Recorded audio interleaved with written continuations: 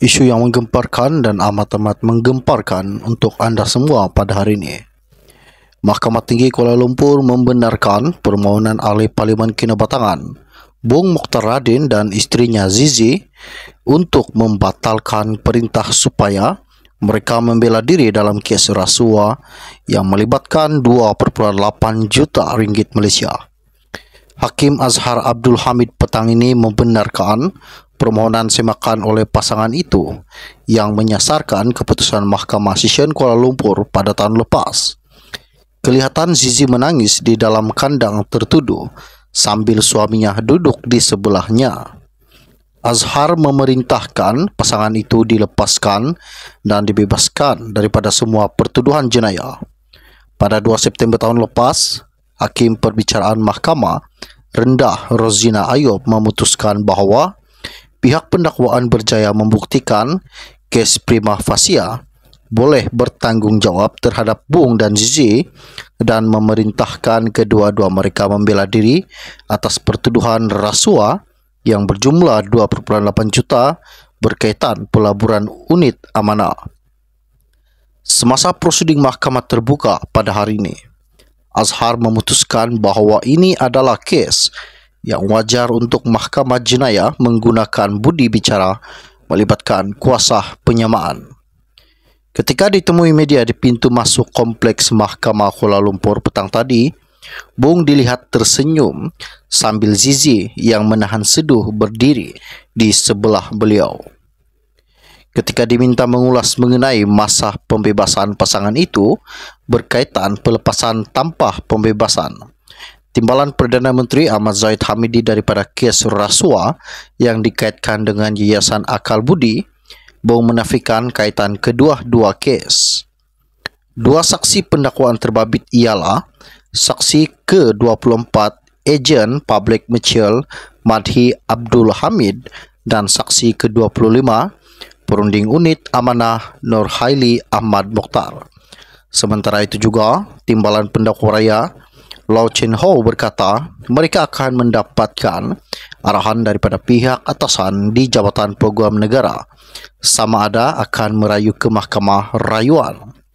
Pada 3 Mei 2019, Bung meminta dibicarakan atas 3 pertuduhan menerima rasuah berjumlah 2,8 juta untuk mendapatkan kelulusan Felkrah Berhad melabur sebanyak 150 juta dalam unit amanah Public Mitchell. Mengikut pertuduhan pertama, Bung yang ketika itu mempengerusi bukan eksekutif Felkrah didakwa telah menerima rasuah wang tunai 2,2 juta daripada Madhi melalui Zizi di cawangan Public Bank Taman Melawati di Kuala Lumpur antara pada jam 12.30 tengah hari dan 5 petang pada 12 Jun 2015.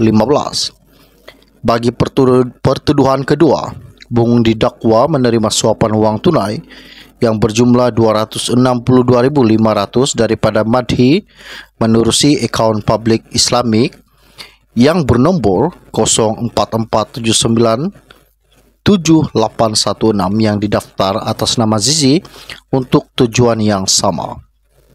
Bung juga didakwa telah menerima suapan wang tunai berjumlah 337,500 ringgit daripada Nur Haili menerusi akaun publik yang bernombor 0447978224 yang didaftar atas nama Zizi. Dua kesalahan terakhir itu juga didakwa dilakukan di lokasi yang sama pada jam 12.16 tengah hari dan 12.28 tengah hari pada 19 Jun 2015. Zizi turut didakwa telah menerima wang tunai berjumlah 337,500 daripada Nur Haili atas nama Zizi sebab dan di tempat yang sama pada 19 Jun 2015. Dan manakala juga Zizi menghadapi 3 pertuduhan bersubahat dengan suaminya berhubung perkara itu di tempat, tarikh dan masa yang sama. Pada 17 Mei tahun lalu, pihak pendakwaan menutup kes selepas memanggil 30 saksi untuk memberi keterangan pada perbicaraan Mahkamah Rendah yang bermula pada 2 Januari 2020. Selain Madhi dan Nur Haili, Antara saksi pendakwaan lain yang dipanggil memberi keterangan ialah bekas Menteri Kewangan Ahmad Husni Muhammad Hanazlas, bekas pengurusi besar Felkra Adnan Yusuf, ahli lembaga pengarah Felkra Habibah Sulaiman, dan penolong pengusaha SPRM Nur Syaril Syarul. Bung dan Zizi diwakili Peguam, Hathimulan dan Kumerendaran. Sekian info dari saya untuk Anda. Kita akan berjumpa lagi. Salam jumpa dan salam kenal. Bye-bye.